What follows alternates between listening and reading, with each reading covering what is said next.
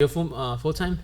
Full-time freelance. No way. Yeah, Right. full-time freelance. Actually, it was funny.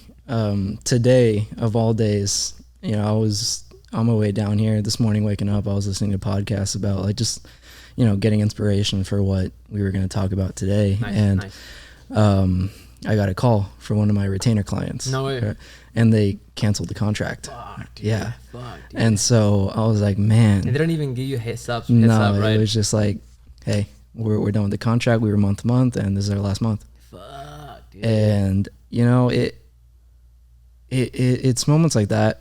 Is it one of your biggest contracts though? It wasn't the biggest, Mhm, but it still was definitely adds up there. It's I'm gonna keep it real. Like it's Yeah. anytime you lose a client, it hurts. you know? Absolutely. Yeah. Yeah. But it's the perfect time to reassess. And think back to Yeah. And you would probably have more time. it frees up and time. New projects, right? For even bigger clients and even Yes. bigger projects. Yeah. So there's two ways of looking at it. You can get bogged down in the fact that like, hey, I lost a client. How am I ever going to make this much, again so easily? When it's like, okay, you did it once, you can do it before. Right. All right, yeah, shit's going to suck for a little bit, but you're going to get back to that level. And when you do, it's going to be in an even better and bigger way than you thought. Like 6 months ago, straight up, I was going to quit videography completely. No way. Why? And go back to What 9 to makes it- 5. No way, really? Yeah. Wait, how long have you I been doing this for? I've been doing this consistently for, I want to say 4 to 5 years.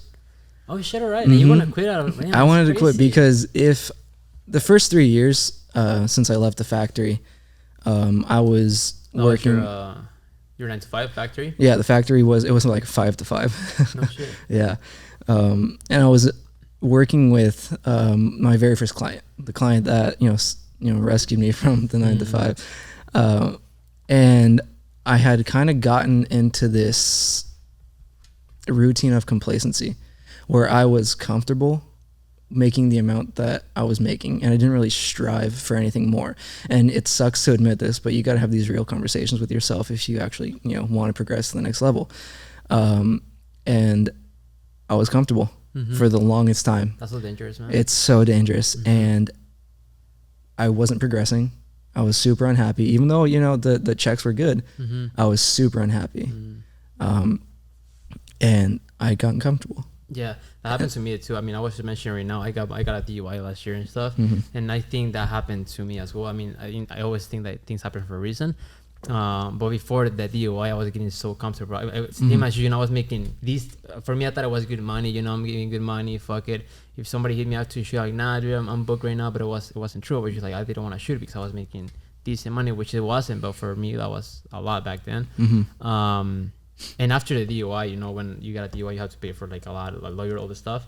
I need to figure out how to make this money like in a month, So I start hustling, boom, boom, boom, boom, and I go, shit, I can actually make 10 G's in a month. What do you mean? Yeah. And I didn't know that, on just like videography, because I used to have my 9 to 5 back then.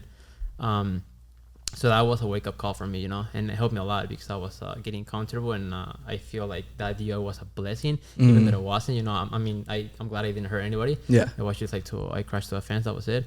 But I feel you there. The fact that you get comfortable with yourself is like It's a can be trap. dangerous, man. Yeah, Dangerous, it can be dude. dangerous. Yeah, and I also lost a client, my quote unquote biggest retainer, and at the beginning of this month. But for me, when I was on the 9 to 5, I kind of figured, like never relied on these companies because I see how like people that has been I used to be in the grocery store, Arouse. I used to be a manager there, and I see how like people just they fire people out of nowhere, man. Yeah. And I'm like, what the fuck? Like, you can never rely on somebody. So ever since I saw that, and then the grocery store, like, I never gonna rely on just one client, no matter what it is. How I heard this story one time from this creative as well.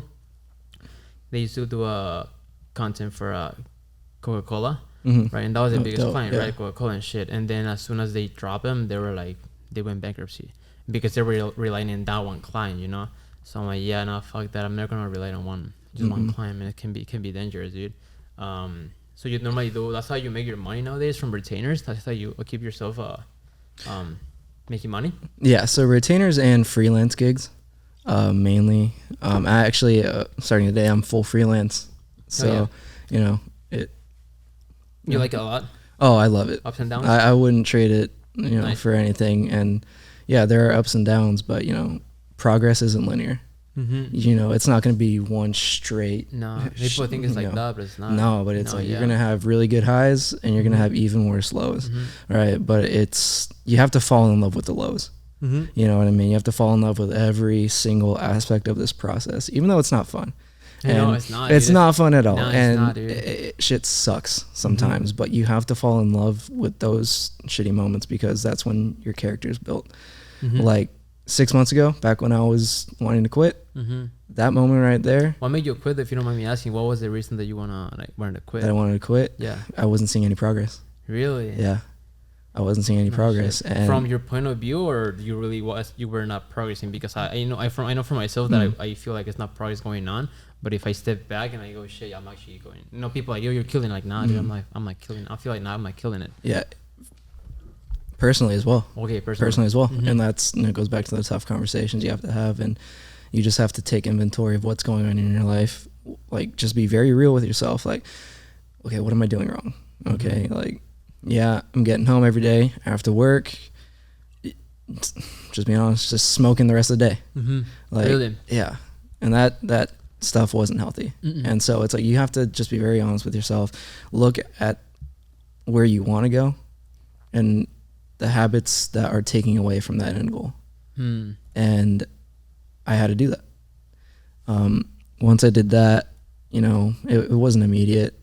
And no, of course not. No, it takes time for sure. Yeah, it takes time. But one day it turns into a week turns into 2 weeks, 2 weeks turns into 3. A few weeks ago, I was talking with a real estate agent friend of mine, James. Shout out to James. And he was saying, he's like, bro, 6 months ago, you were going to quit. Now look at you. And it was like a big moment because I hadn't taken the time to step back and look. Like, yeah, 6 months ago I was going to quit, but now we got like a gig a day. And it's like fucking dope ass clients that I'm working with, you know, all over the place in Temecula. Like, everyone's sharing my videos, and it's a great feeling. And it's like, man, if I had 6 months ago, like, quit, I wouldn't be here right now. Yes.